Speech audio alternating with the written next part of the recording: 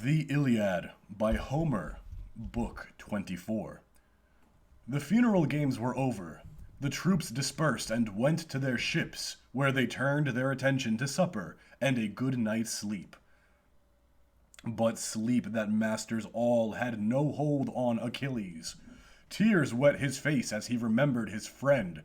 He tossed and turned, yearning for Patroclus, for his manhood and his noble heart, and all they had done together, the shared pain, the battles fought, the hard times at sea.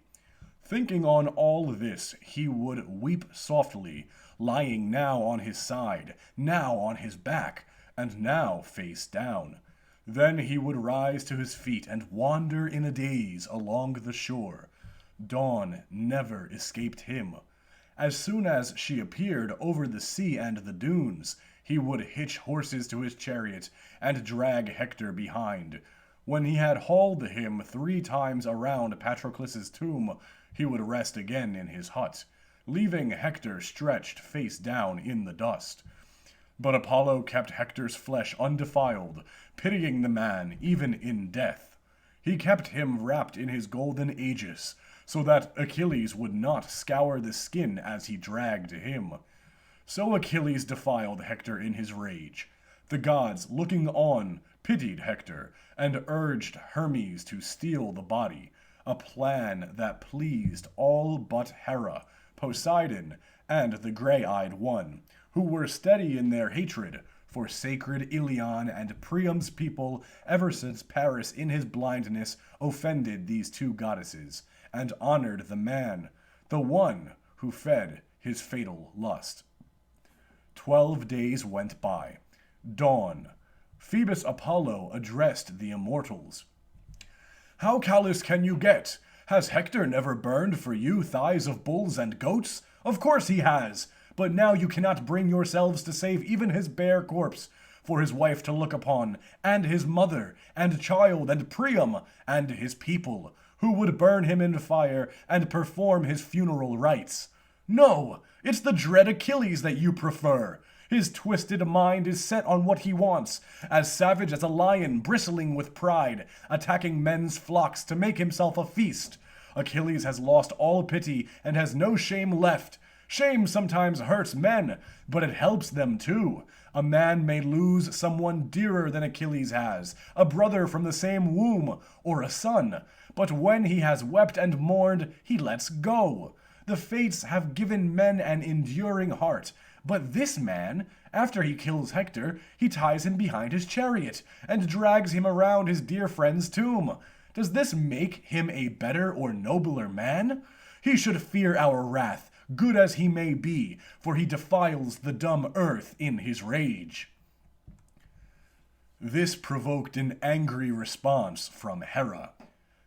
"What you say might be true, Silver Bow, if we valued Achilles and Hector equally. But Hector is mortal and suckled at a woman's breast, while Achilles is born of a goddess, whom I nourished and reared myself, and gave to a man, Peleus, beloved of the gods, to be his wife. All of you gods came to her wedding, and you too were at the feast, lyre in hand, our forever faithless and fair-weather friend." And Zeus, who masses the thunderheads. "Calm down, Hera, and don't be so indignant. Their honor will not be the same. But Hector was dearest to the gods of all in Ilion, at least to me. He never failed to offer a pleasing sacrifice. His altar never lacked libation or burnt savor, our worship due. But we will not allow his body to be stolen. Achilles would notice in any case. His mother visits him continually, night and day. But I would have one of you summon Thetis, so that I might have a word with her. Achilles must agree to let Priam ransom Hector." Thus spoke Zeus. And Iris stormed down to deliver his message, midway between Samos and rocky Imbros. She dove into the dark sea. The water moaned as it closed above her, and she sank into the deep. like a lead sinker on a line that takes a hook of sharpened horn down to deal with nibbling fish.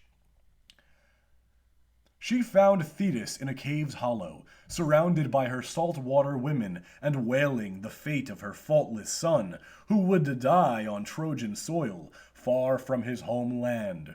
Iris, whose feet are like wind, stood near her. "Rise, Thetis, Zeus in his wisdom commands you." And the silver-footed goddess answered her, "Why would the great god want me? I am ashamed to mingle with the mortals, the immortals, distraught as I am. But I will go, and he will not speak in vain." And she veiled her brightness in a shawl of midnight blue, and set out with Iris before her. The sea parted around them in waves. They stepped forth on the beach, and sped up the sky, and found themselves before the face of Zeus. Around him were seated all the gods, blessed, eternal. Thetis sat next to him, and Athena gave place. Hera put in her hand a fine golden cup, and said some comforting words. Thetis drank and handed the cup back. Then Zeus, the father of gods and men, began to speak. "You have come to Olympus, Thetis, for all your incurable sorrow. I know. Even so, I will tell you why I have called you. For 9 days the gods have argued about Hector's corpse and about Achilles. Some want Hermes to steal the body away, but I accord Achilles the honor in this, hoping to retain your friendship along with your respect. Go quickly now, and tell your son our will.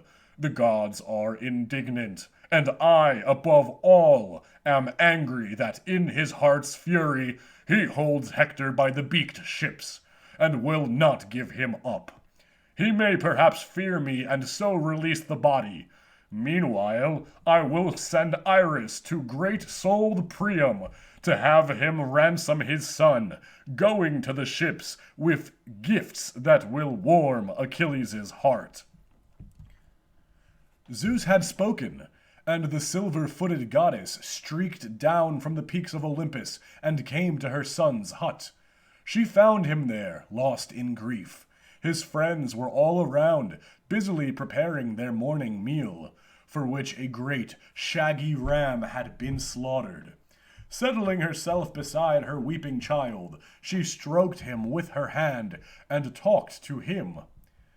"My son, how long will you let this grief eat at your heart, mindless of food and rest? It would be good to make love to a woman. It hurts me to say it, but you will not live much longer. Death and doom are beside you. Listen now, I have a message from Zeus. The gods are indignant, and he, above all, is angry that in your heart's fury you hold Hector by these beaked ships and will not give him up. Come now, release the body, and take ransom for the dead." And Achilles, swift of foot, answered her, "So be it. Let them ransom the dead, if the god on Olympus wills it so." So mother and son spoke many words to each other, with the Greek ships all around. Meanwhile, Zeus dispatched Iris to Troy. "Up now, swift Iris, leave Olympus for sacred Ilion, and tell Priam he must go to the Greek ships to ransom his son, with gifts that will soften Achilles' heart. Alone he must go, with only one attendant, an elder, to drive the mule cart and bear the man slain by Achilles back to the city. He need have no fear. We will send as his guide and escort Hermes himself, who will lead him all the way to Achilles. And when he is inside Achilles' hut, Achilles will not kill him, but will protect him from all the rest, for he is not a fool, nor hardened, nor past awe for the gods. He will, in kindness, spare a suppliant." Iris stormed down to deliver this message. She came to the house of Priam and found there mourning and lamentation. Priam's sons sat in the courtyard around their father, fouling their clothes with tears. The old man, wrapped in his mantle, sat like graven stone. His head and neck were covered with dung he had rolled in and scraped up with his hands. His daughters and sons' wives were wailing throughout the house, remembering their men, so many and fine, dead by Greeks' hands. Zeus's messenger stood near Priam, who trembled all over as she whispered, "Courage, Priam, son of Dardanus, and have no fear. I have come to you not to announce evil, but good. I am a messenger from Zeus, who cares for you greatly and pities you. You must go to the Greek ships to ransom Hector with gifts that will soften Achilles' heart. You must go alone, with only one attendant, an elder, to drive the mule cart and bear the man slain by Achilles back to the city. You need have no fear. We will send as your guide and escort Hermes himself, who will lead you all the way to Achilles. And when you are inside Achilles' hut, Achilles will not kill you, but will protect you from all the rest, for he is not a fool, nor hardened, nor past awe for the gods. He will, in kindness, spare a suppliant." Iris spoke and was gone, a blur in the air. Priam ordered his sons to ready the mule cart and fasten it onto the wicker trunk. He himself went down to a high-vaulted chamber, fragrant with cedar that glittered with jewels. And he called to Hecuba, his wife, and said, "A messenger has come from Olympian Zeus. I am to go to the ships to ransom our son and bring gifts that will soften Achilles' heart. What do you make of this, lady? For myself, I have a strange compulsion to go over there into the wide camp of the Achaean ships." Her first response was a shrill cry, and then, "This is madness. Where is the wisdom you were once respected for at home and abroad? How can you want to go to the Greek ships alone and look into the eyes of the man who has killed so many of your fine sons? Your heart is iron. Even if he catches you or even sees you, he will not pity you or respect you. Savage and faithless is he. No, we must mourn from afar, sitting in our hall. This is how fate spun her stern thread for him in my womb, that he would glut lean hounds far from his parents, with that violent man close by. I could rip his liver bleeding from his guts and eat it whole. That would be at least some vengeance for my son. He was no coward, but died protecting the men and women of Troy, without a thought of shelter or flight." And the old man, godlike Priam, "Don't hold me back when I want to go, and don't be a bird of ill omen in my halls. You will not persuade me. If anyone else on earth told me to do this, a seer, diviner, or priest, we would set it aside and count it false. But I heard the goddess myself and saw her face. I will go, and her word will not be in vain. If I am fated to die by the Achaean ships, it must be so. Let Achilles cut me down, as soon as I have taken my son in my arms and have satisfied my desire for grief."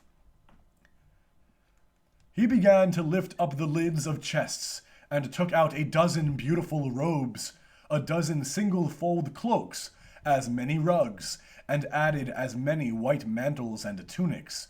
He weighed and brought out 10 talents of gold, 2 glowing tripods and 4 cauldrons with them, and an exquisite cup, a state gift from the Thracians, and a great treasure. The old man spared nothing in his house, not even this, in his passion to ransom his son. Once out in the portico, he drove off the men there with bitter words. "Get out, you sorry excuses for Trojans! Don't you have enough grief at home that you have to come here and plague me? Isn't it enough that Zeus has given me the pain and sorrow of losing my finest son? You'll feel it yourselves soon enough. With him dead, you'll be much easier for the Greeks to pick off. But may I be dead and gone before I see my city plundered and destroyed." And he waded through them, scattering them with his staff. Then he called to his sons in a harsh voice, Helenus and Paris, Agathon, Pamon, Antiphonus, Polites, Deiphobus, Hippothous, and noble Deus, these 9, and shouted at them, "Come here, you miserable brats! I wish all of you had been killed by the ships instead of Hector. I have no luck at all. I have fathered the best sons in all wide Troy, and not one, I say, is left. Not Mestor, godlike Mestor, not Troilus, the charioteer, not Hector, who was like a god among men, like the son of a god, not of a mortal. Ares killed them, and now all I have left are these petty delinquents, pretty boys, and cheats, these dancers, toe-tapping champions, renowned throughout the neighborhood for filching. Now will you please get the wagons ready and load all this in so I can leave?" They cringed under their father's rebuke and brought out the smooth rolling wagon, a beauty, just joinered, and clamped on the wicker trunk.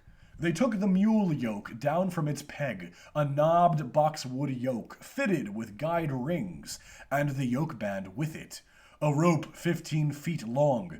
They set the yoke with care upon the upturned end of the polished pole, placing the ring on the thole pin, and lashed it tight to the knob with 3 turns each way, then tied the ends to the hitch under the hook. This done, they brought from the treasure chamber the lavish ransom for Hector's head, and heaped it on the hand-rummed wagon. Then they yoked the mules, strong-hooved animals that pull in harness, splendid gifts of the Mycenaeans to Priam. And for Priam they yoked to a chariot horses reared by the king's hand at their polished stall.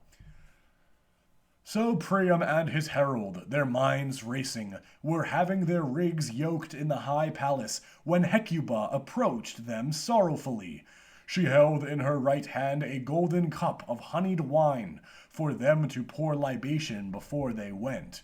Standing by the horses, she said, "Here, pour libation to Father Zeus, and pray for your safe return from the enemy camp, since you are set on going there against my will.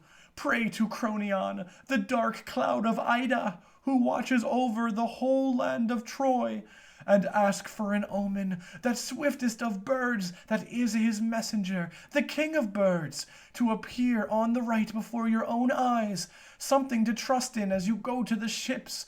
But if Zeus will not grant his own messenger, I would not advise or encourage you to go to the ships, however eager you are." And Priam, with grave dignity, "I will not disregard your advice, my wife. It is good to lift hands to Zeus for mercy." And he nodded to the handmaid to pour pure water over his hands, and she came up with basin and pitcher. Hands washed, he took the cup from his wife and prayed, standing in the middle of the courtyard, and pouring out wine as he looked up to heaven.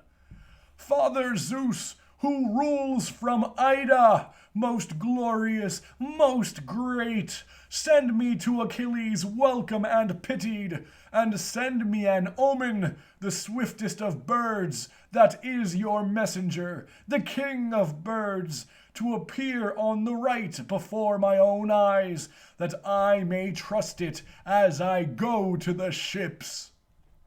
Zeus heard his prayer, and sent an eagle, the surest omen in the sky, a dusky hunter men call the dark eagle, a bird as large as a doorway, with a wingspan as wide as the folding doors to a vaulted chamber in a rich man's house. It flashed on the right, and it soared through the city, and when they saw it, their mood brightened. Hurrying now, the old man stepped into his chariot and drove off, from the gateway and echoing portico. In front of him the mules pulled the wagon, with Idaeus at the reins. Priam kept urging his horses with the lash, as they drove quickly through the city. His kinsmen trailed behind, all of them wailing as if were going to his death. When they had gone down from the city and onto the plain, his sons and sons-in-law turned back to Troy. But Zeus saw them as they entered the plain, and he pitied the old man, and said to his son, Hermes, Hermes, there's nothing you like more than being a companion to men, and you do enjoy and obey this, when you have a mind to. So go now and lead Priam to the Achaean ships, unseen and unnoticed, until he comes to Achilles. Thus Zeus and the quicksilver courier complied, lacing on his feet the beautiful sandals, immortal and golden, that carry him over landscape and seascape in a rush of wind. And he took the wand he uses to charm mortal eyes asleep and make sleepers awake. Folding the wand, the tough quicksilver god flew down to Troy on the Hellespont, and walked off as a young prince whose beard was just darkening, youth at its loveliest. Priam and Idaeus had just driven past the barrow of Ilus, and had halted the mules and horses in the river to drink. By now it was dusk. Idaeus looked up and was aware of Hermes close by. He turned to Priam and said, Beware, son of Dardanus, there's someone here, and if we're not careful, we'll be cut to bits. Should we escape in the chariot, or clasp his knees and see if he will pity us? But the old man's mind had melted with fear. The hair bristled on his gnarled limbs, and he stood frozen with fear. But the helper came up and took the old man's hand, and said to him, Sir, where are you driving your horses and mules at this hour of the night, when all else is asleep? Don't you fear the fury of the Achaeans, your ruthless enemies, who are close at hand? If one of them should see you bearing such treasure through the black night, what would you do? You are not young, sir, and your companion is old, unable to defend you if someone starts a fight. But I will do you no harm, and will protect you from others. You remind me of my own dear father. And the old man, godlike Priam, answered, Yes, dear son, it is just as you say, but some god has stretched out his hand and sent an auspicious wayfarer to meet me. You have an impressive build, good looks, and intelligence. Blessed are your parents. And the guide, limbed in silver light. A very good way to put it, old sir. But tell me this now, and tell me the truth.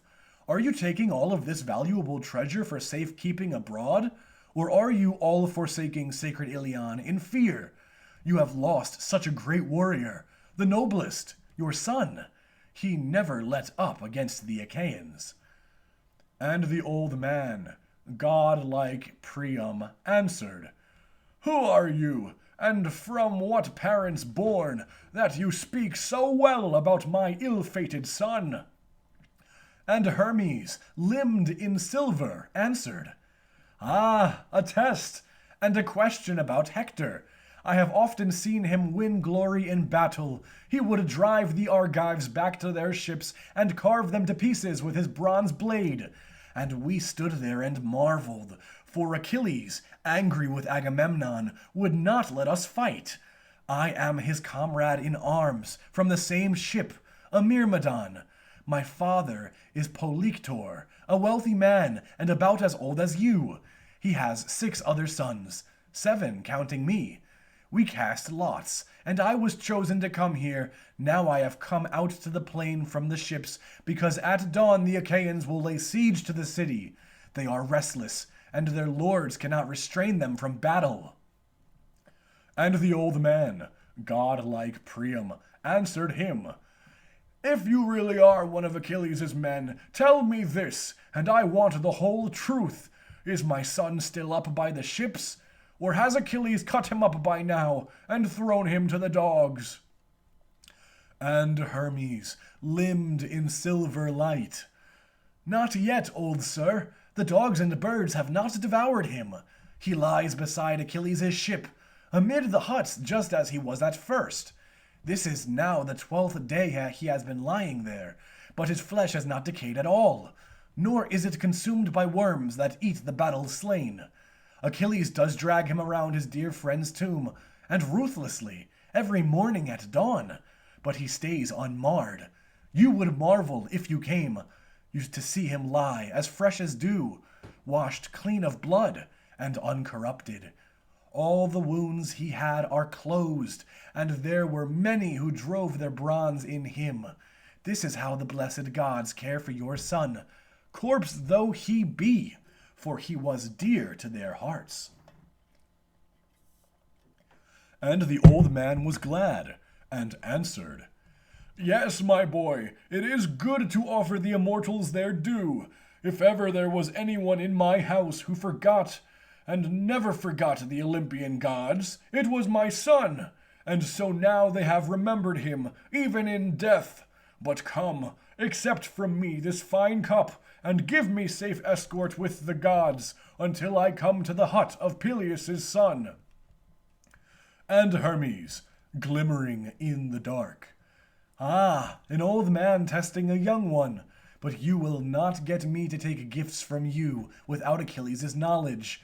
I respect him and fear him too much to defraud him.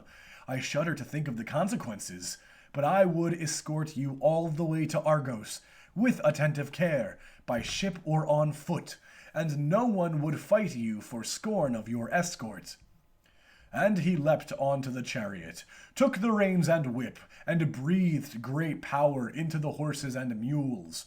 When they came to the palisade and trench surrounding the ships, the guards were at supper. Hermes sprinkled them with drowsiness, then opened the gates, pushed back the bars, then led in Priam and the cart piled with ransom. They came to the hut of the son of Peleus that the Myrmidons had built for their lord. They built it high, out of hewn fir beams, and roofed it with thatch reaped from the meadows. Around it they made him a great courtyard with thick-set staves. A single bar of fir held the gate shut. It took 3 men to drive this bar home, and 3 to pull it back. But Achilles could work it easily alone. Hermes opened the gate for Priam, and brought in the gifts for Peleus' swift son. As he stepped to the ground, he said, I am one of the immortals, old sir, the god Hermes. My father sent me to escort you here. I will go back now and not come before Achilles' eyes. It would be offensive for a god to meet a mortal face to face. You go in, though, and clasp the knees of the son of Peleus, and entreat him by his father and rich-haired mother, and by his son, so you will stir his soul. And with that, Hermes left and returned to high Olympus. Priam jumped down and left Idaeus to hold the horses and mules. The old man went straight to the house, where Achilles, dear to Zeus, sat and waited. He found him inside. His companions sat apart from him, and a solitary pair, Automedon and Alcimus, warriors both, were busy at his side. He had just finished his evening meal. The table was still set up. Great Priam entered unnoticed. He stood close to Achilles, and, touching his knees, he kissed the dread and murderous hands that had killed so many of his sons. Passion sometimes binds a man so completely that he kills one of his own countrymen in exile. He comes into a wealthy house, and everyone stares at him with wonder. So Achilles stared in wonder at Priam. Was he a god? And the others there started. They stared and wondered, and looked at each other. But Priam spoke, a prayer of entreaty. Remember your father, godlike Achilles. He and I both are on the doorstep of old age. He may well be now surrounded by enemies wearing him down, and have no one to protect him from harm. But then he hears that you are still alive, and his heart rejoices, and he hopes all his days to see his dear son come back from Troy. But what is left for me? I had the finest sons in all wide Troy, and not one of them is left. 50 I had when the Greeks came over, 19 out of one belly, and the rest the women in my house bore to me. It doesn't matter how many they were. The god of war has cut them down at the knees, and the only one who could save the city you've just now killed as he fought for his country, my Hector. It is for him I have come to the Greek ships, to get him back from you. I've brought a fortune and ransom. Respect the gods, Achilles. Think of your own father, and pity me. I am more pitiable. I have borne what no man who has walked this earth has ever yet borne. I have kissed the hand of the man who killed my son.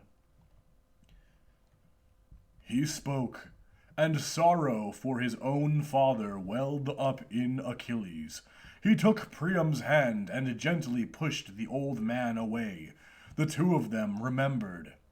Priam, huddled in grief at Achilles' feet, cried and moaned softly for his man-slaying Hector, and Achilles cried for his father and for Patroclus. The sound filled the room. When Achilles had his fill of grief, and the aching sorrow left his heart, he rose from his chair and lifted the old man by his hand, pitying his white hair and beard, and his words enfolded him like wings. Ah, the suffering you've had, and the courage to come here alone to the Greek ships and meet my eye, the man who slaughtered your many fine sons. You have a heart of iron. But come, sit on this chair. Let our pain lie at rest a while.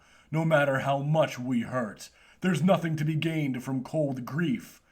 Yes, the gods have woven pain into mortal lives, while they are free from care. 2 jars sit at the doorstep of Zeus, filled with gifts that he gives, one full of good things, the other of evil. If Zeus gives a man a mixture from both jars, sometimes life is good for him, sometimes not. But if all he gives you is from the jar of woe, you become a pariah, and hunger drives you over the bright earth, dishonored by gods and men. Now take Peleus. The gods gave him splendid gifts from the day he was born. He was the happiest and richest man on earth, king of the Myrmidons. And although he was a mortal, the gods gave him an immortal goddess to be his wife. But even to Peleus the god gave some evil. He would not leave offspring to succeed him in power. Just one child, all out of season. I can't be with him to take care of him now that he's old, since I'm far from my fatherland, squatting here in Troy, tormenting you and your children. And you, old sir, we hear that you were prosperous once, from Lesbos down south clear over to Phrygia, and up to the Hellespont's boundary. No one could match you in wealth or in sons. But then the gods have brought you trouble, this constant fighting and killing around your town. You must endure this grief and not constantly grieve. You will not gain anything by torturing yourself over the good son you lost, not bring him back. Sooner you will suffer some other sorrow.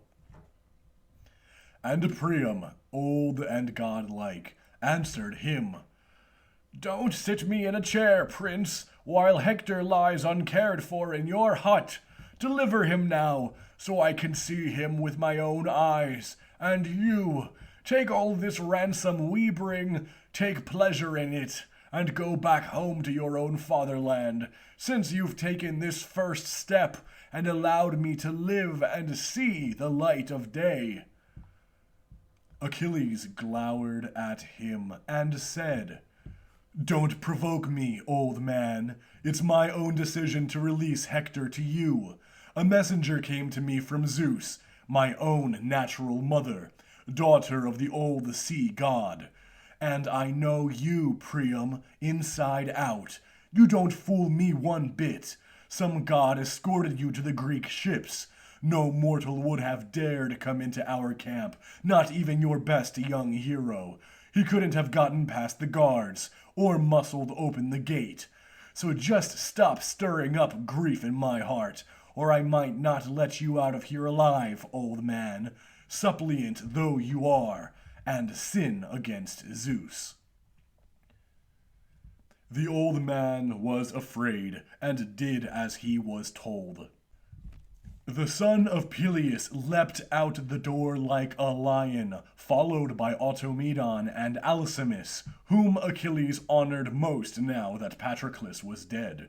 They unyoked the horses and mules, and led the old man's herald inside, and seated him on a chair. Then they unloaded from the strong-wheeled cart the endless ransom that was Hector's blood price, leaving behind 2 robes and a fine spun tunic for the body to be wrapped in and brought inside. Achilles called the women and ordered them to wash the body well and anoint it with oil, removing it first for fear that Priam might see his son, and in his grief be unable to control his anger at the sight of his child, and that this would arouse Achilles' passion, and he would kill the old man, and so sin against the commandments of Zeus. After the female slaves had bathed Hector's body and anointed it with olive, they wrapped it round with a beautiful robe and tunic, and Achilles himself lifted him up and placed him on a pallet, and with his friends raised it onto the polished cart. Then he groaned and called out to Patroclus, "Don't be angry with me, dear friend, if somehow you find out, even in Hades, that I have released Hector to his father. He paid a handsome price, and I will share it with you as much as is right." Achilles re-entered his hut and sat down again in his ornately decorated chair, across the room from Priam, and said to him, "Your son is released, sir, as you ordered. He is lying on a pallet. At dawn's first light, you will go see him yourself. Now, let's think about supper. Even Niobe remembered to eat, although her 12 children were dead in her house, 6 daughters and 6 sturdy sons.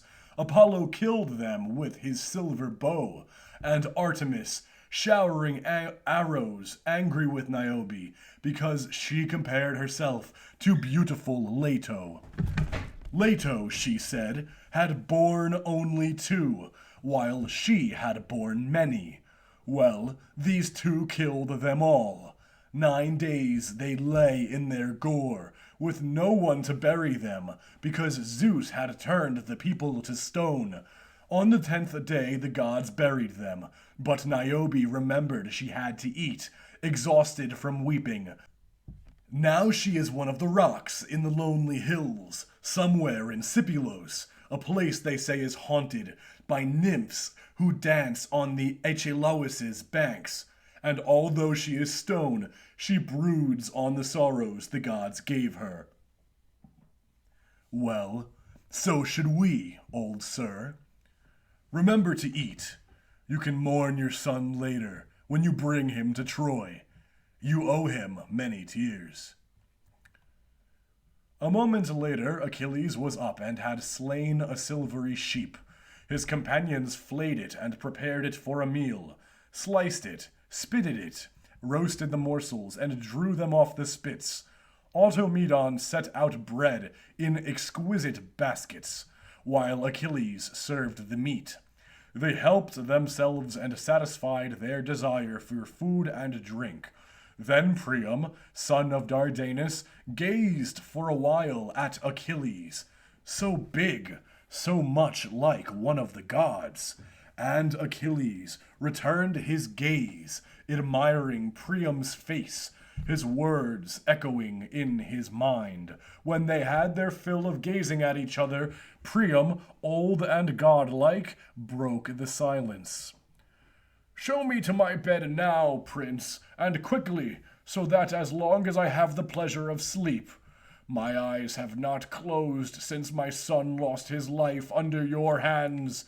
I have done nothing but groan and brood over my countless sorrows, rolling in the dung of my courtyard stables. Finally, I have tasted food, and let flaming wine pass down my throat. I had eaten nothing till now." Achilles ordered his companions and women to set bedsteads on the porch, and pad them with fine dyed rugs, spread blankets on top, and cover them with fleecy cloaks.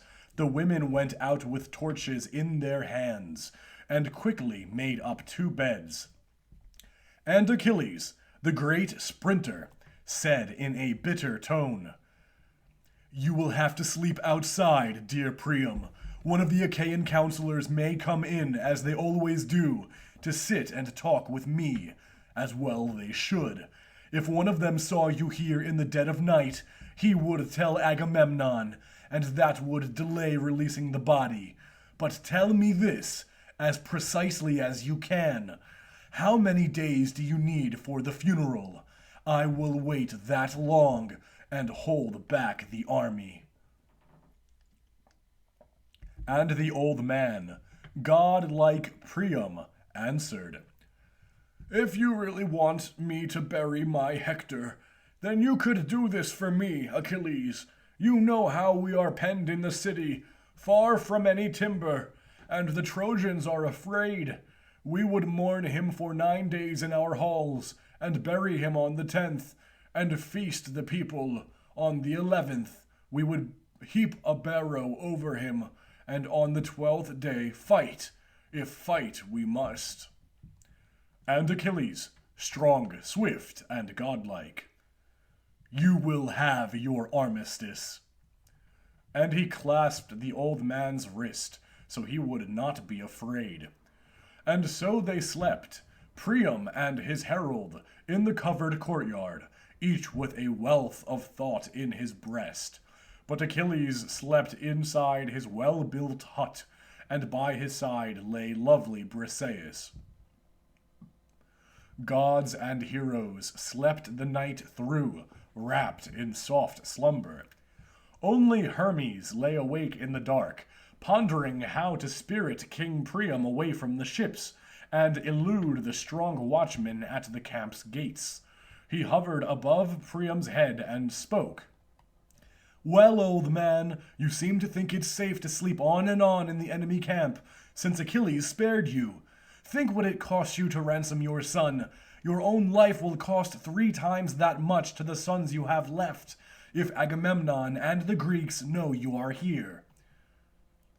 Suddenly the old man was afraid. He woke up the herald.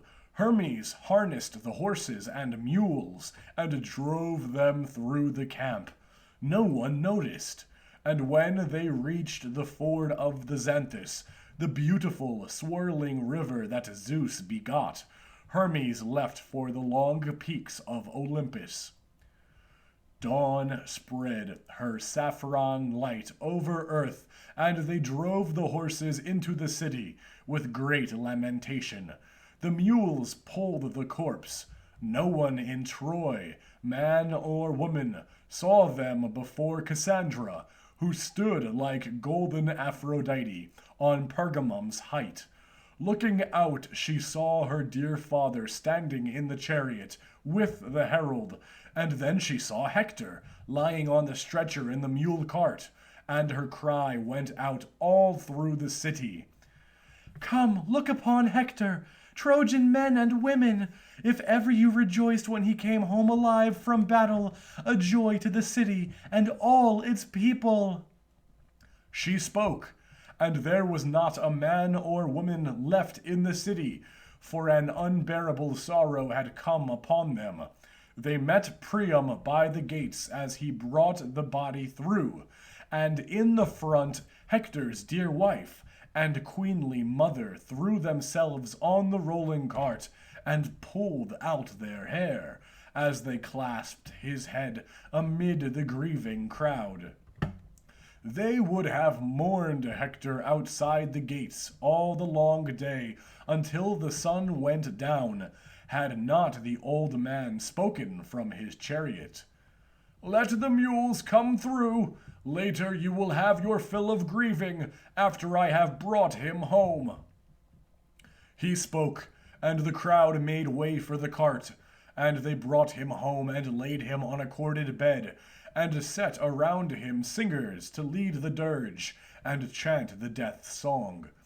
They chanted the dirge, and the women with them, white-armed Andromache, led the lamentation as she cradled the head of her man-slaying Hector. "You have died young, husband, and left me a widow in the halls. Our son is still an infant, doomed when we bore him. I do not think he will ever reach manhood. No, this city will topple and fall first. You were its savior, and now you are lost. All the solemn wives and children you guarded will go off soon in the hollow ships, and I will go with them. And you, my son, you will either come with me and do menial labor for a cruel master, or some Greek will lead you by the hand and throw you from the tower, a hideous death, angry because Hector killed his brother, or his father, or son. Many, many Greeks fell in battle under Hector's hands. Your father was never gentle in combat, and so all the townspeople mourn for him, and you have caused your parents unspeakable sorrow, Hector, and left me endless pain. You did not stretch your hand out to me as you lay dying in bed, nor did you whisper a final word I could remember as I weep all the days and nights of my life." The women's moans washed over her lament, and from the sobbing voice came Hecuba. "Hector, my dear, my heart, dearest of all my children, the gods left you when you were alive for me, and they have cared for you also in death. My other children Achilles sold as slaves when he captured them, shipped them overseas to Samos, Imbros, and barren Lemnos. After he took your life and tapered bronze, he dragged you around Patroclus's tomb, his friend, whom you killed, but still could not bring him back. And now you lie here for me as fresh as dew, although you have been slain like one whom Apollo has killed softly with his silver arrows." The third woman to lament was Helen. "O Hector, you were the dearest to me by far of all my husband's brothers. Yes, Paris is my husband, the godlike prince who led me to Troy. I should have died first. This is now the 20th year since I went away and left my home, and I have never had an unkind word from you. If anyone in the house ever taunted me, any of my husband's brothers or sisters, or his mother, my father-in-law was kind always. You would draw them aside and calm them with your gentle heart and gentle words. And so I weep for you and for myself, and my heart is heavy, because there is no one left in all wide Troy who will pity me or be my friend. Everyone shudders at me." And the people's moan came in over her voice. Then the old man, Priam, spoke to his people. "Men of Troy, start bringing wood to the city, and have no fear of an Argive ambush. When Achilles sent me from the black ships, he gave his word he would not trouble us until the 12th day should dawn."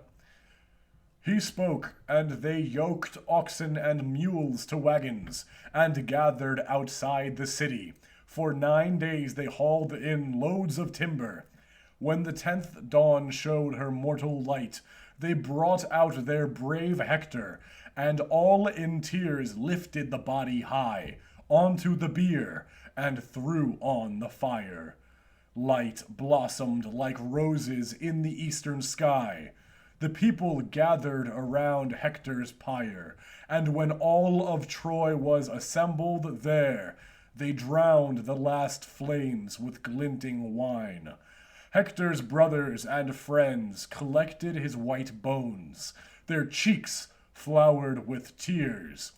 They wrapped the bones in soft purple robes and placed them in a golden casket, and laid it in the hollow of the grave, and heaped above it a mantle of stones.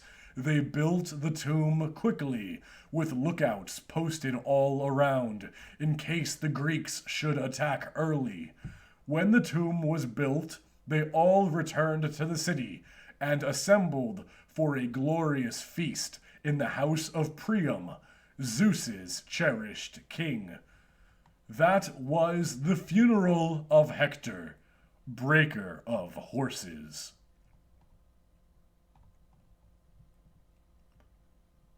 This is the end of the book of the Iliad by Homer. I would like to thank you for joining me and listening in to these narrations. Your support and your viewership is greatly appreciated. If you enjoyed these narrations, please leave a like and a comment on this video. And also, feel free to leave a suggestion on what story you'd like to hear me narrate next. Thank you all for joining me during this series.